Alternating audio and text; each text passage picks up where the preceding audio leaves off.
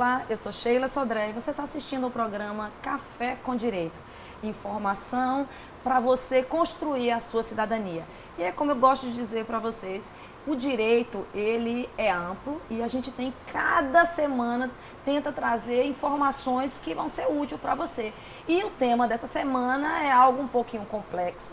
A gente está fazendo um trabalho preventivo para vocês conhecerem o SPED social. E aí eu trouxe uma pessoa assim, especialíssima nesse assunto para falar sobre essa novidade que vai mexer não só com as empresas, mas com você, cidadão. Eu estou aqui na presença do Dr. André Aires, de Roberta Viana, né? Que sejam bem-vindos ao programa Café com Direito. Obrigada. Obrigado. E aí, eu gostaria de saber sobre essa novidade, né, do E-Social, o que vem a ser? Bom, então, o E-Social, o SPED Social, o FD, com vários nomes que temos ouvido falar. O E-Social nada mais é que a continuação do projeto do governo sobre os SPEDs. Né? Isso surgiu lá em 2007, com a história do SPED fiscal, SPED contábil, e agora, depois de 6 anos passados, que o SPED social está aí às portas do seu nascimento ou do seu acontecimento, né?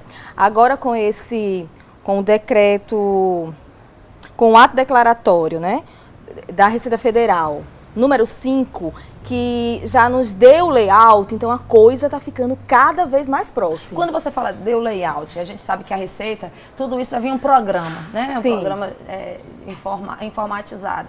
Já tem um modelo, Dr. André? Alguma coisa que o contribuinte ele pode ter acesso, verificar sobre esse E-Social? Não, infelizmente ainda não existe um programa que sirva como referência para verificação de como vai ser o processo. Existe um layout, um formato que os programadores devem utilizar para moldar os programas. Na realidade, o que vai acontecer é que cada escritório de contabilidade, porque isso vai partir do escritório de contabilidade, vai ter que procurar adequar seus programas ao envio das informações de acordo com o layout estabelecido pela Receita Federal.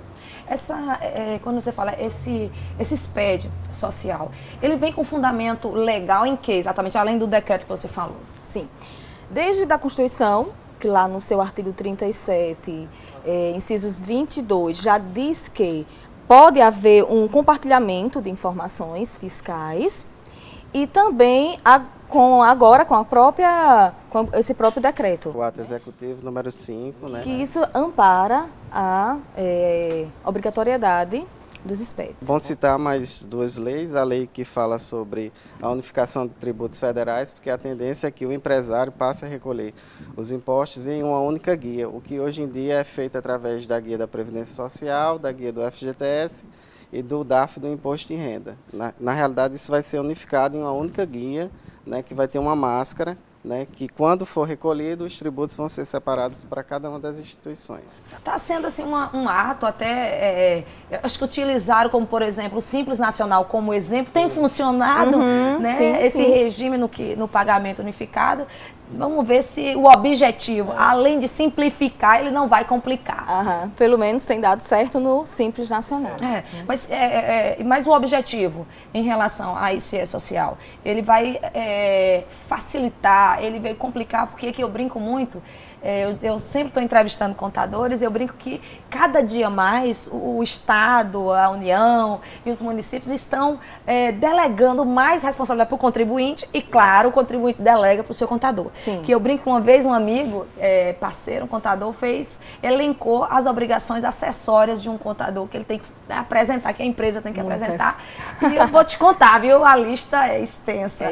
Então, qual é mesmo o objetivo desse E-Social? Vai ajudar o contribuinte? Então, o que ele quer? Na verdade, o principal é fazer com que as informações que o empregador, que isso vai muito para o empregador, que eles estejam dando para os órgãos, principalmente Ministério do Trabalho, Previdência Social, que saia com mais exatidão.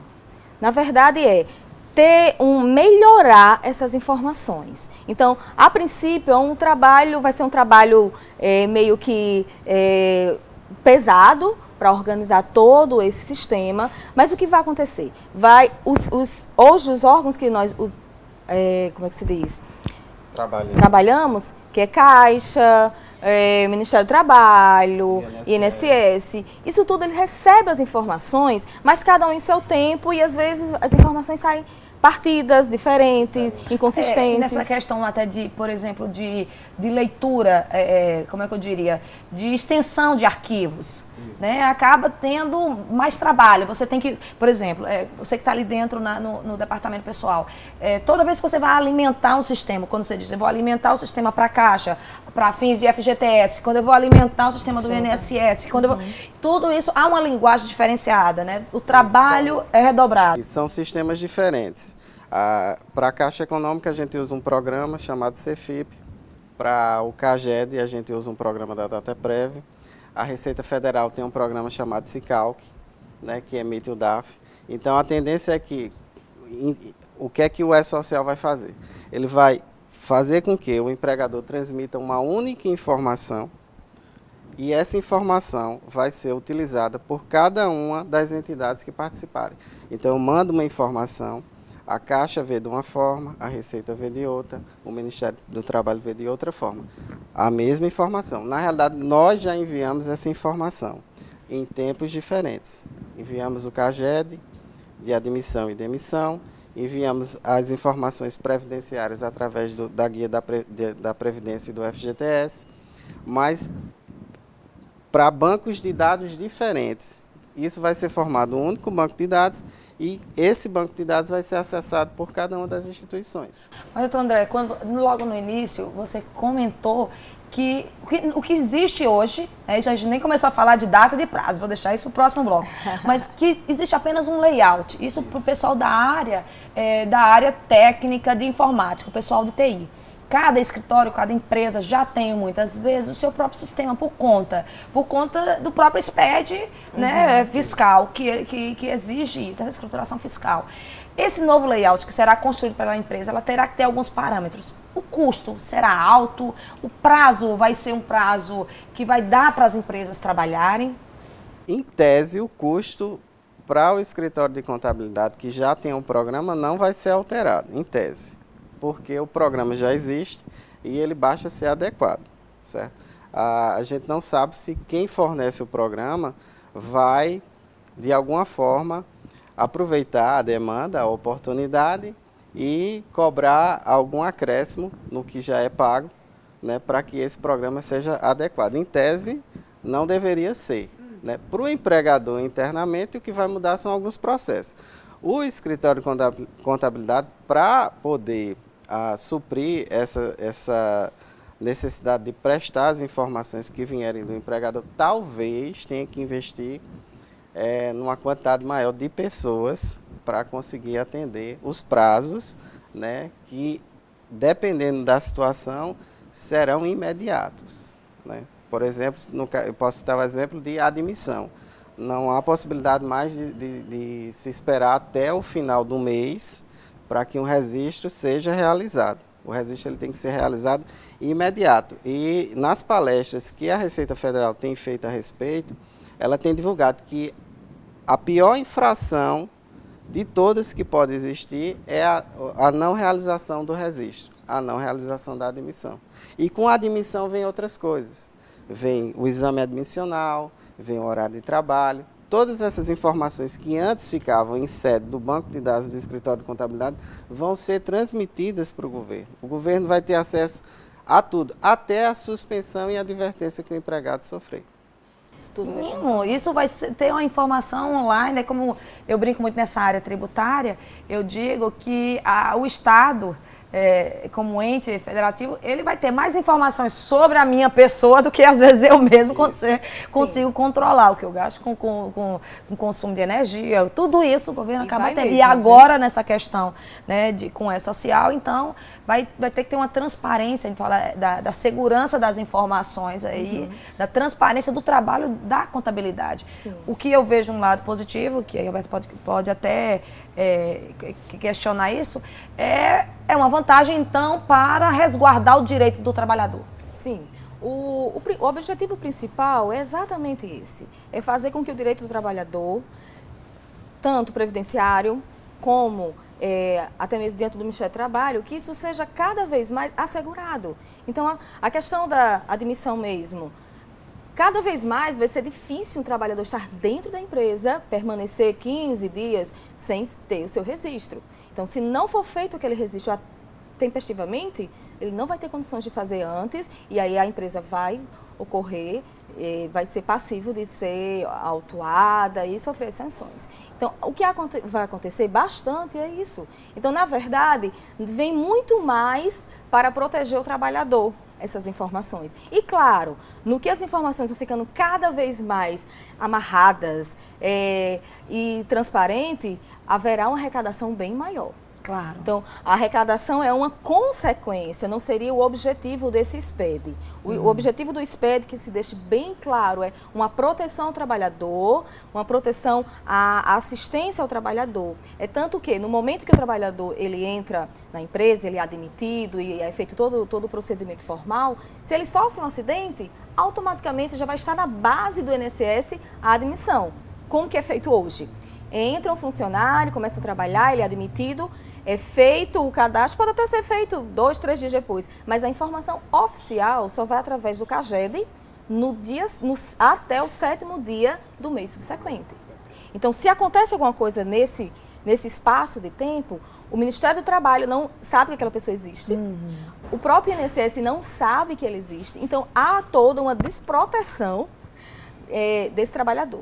Então, a princípio, quando a gente estudando sobre isso e a gente pesquisando, e no momento que a gente observa dentro da empresa, na verdade é isso, né? O que eu observo na prática é que o SPED, ele veio fechar essas lacunas que hoje existem, tanto no Ministério do Trabalho como na Previdência Social, e veio amparar o trabalhador nesse sentido. Agora, o que mais está hoje, assim, o que a nossa preocupação hoje como André, operador do direito do trabalho, eu que estou aqui na parte prática e administrativa dessa coisa toda, é a organização prévia. É isso que conta. O preventivo, a empresa, o empresário, ele investir no preventivo, uma vez que isso já tem prazo estabelecido. Sim. E olha, outra coisa, não será ruim para o empregador, não será ruim. Isso não veio para bagunçar a vida do empregador. Veio para que ele se proteja, tanto que toda a informação que será transmitida, ela vai ser transmitida via um certificado. Então, qualquer pessoa, não vai ser qualquer um que vai transmitir. Então, vai ser uma pessoa realmente que foi lá atestada pelo empregador, ou ele mesmo, ou o contador, alguém do departamento pessoal, que vai fazer isso. Então, ele vai ter uma segurança, ele vai ter uma segurança se for uma empresa que tem vários funcionários que sofram um acidente, vai ser amparado pelo INSS, pelo Ministério da Previdência. Então, assim, como é novo, é tudo novo. E aí tem que ter uma adaptação. E é uma coisa bem interessante, que é super diferente do SPED contábil. Olha. O SPED contábil, a primeira preocupação do SPED contábil foi adequar o plano de contas da empresa existente ao plano de contas do governo, do sistema, né? Então, era aquela coisa. Também haverá isso no SPED social. Há um rol de rubricas, onde todo escritório, toda empresa, ela vai ter que adequar as suas rubricas àquelas rubricas do governo, do SPED, né? Haverá isso. Mas isso é uma questão de transmissão, de consistência. O problema é o que vai gerar após isso. Não é só isso, não tem outras coisinhas mais, mas a gente só vai poder tomar conhecimento no próximo bloco. A gente já volta com mais informação jurídica para você.